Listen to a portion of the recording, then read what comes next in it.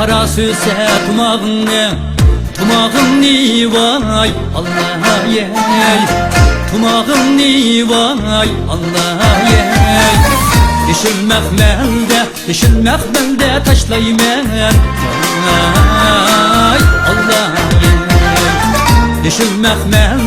Yeşil mehmelde taşlaymen vay Allah yey. Sınımdek cur hanine vay Allah yey.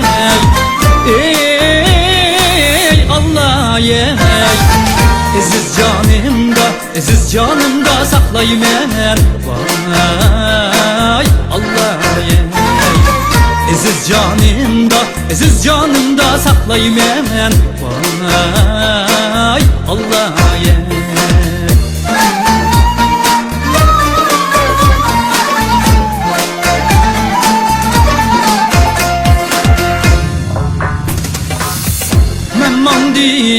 Men mandim kiçe billen ey Allah yey. Kiçe billen ey Allah yey. İriknim içi billen vay Allah yey. İriknim içi billen vay Allah yey. Kullum bağlanıp kaptı vay Allah yey. Ey Allah yey.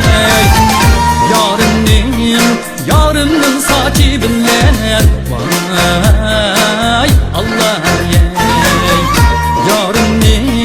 Yarının saçı billen vay Allah yey. Yarım usul oynaydı, kışı karadız yarıma, küzü karadız yarıma. Örgülüp çörgülüp oynan henim yarıma. Örgülüp çörgülüp oynan henim yarıma. Barçı xəxnin arasında kışı karadız yarıma, vay küzü karadız yarıma. Kızılgülde körünüp oynan henim yarıma. Kızılgülde körünüp oynan henim yarıma. Yarım bilen ikimiz kışı karadız yarıma, küzü karadız yarıma. Bir melide çoğ bulgan oynan henim yarıma. Bir melide çoğ bulgan oynan henim yarıma. Başta verdiğimiz şunda kışı karadız yarıma, küzü karadız yarıma. Ayrılmazqa dost bolgan oynan henim yarıma. Ayrılmazqa dost bolgan oynan henim yarıma.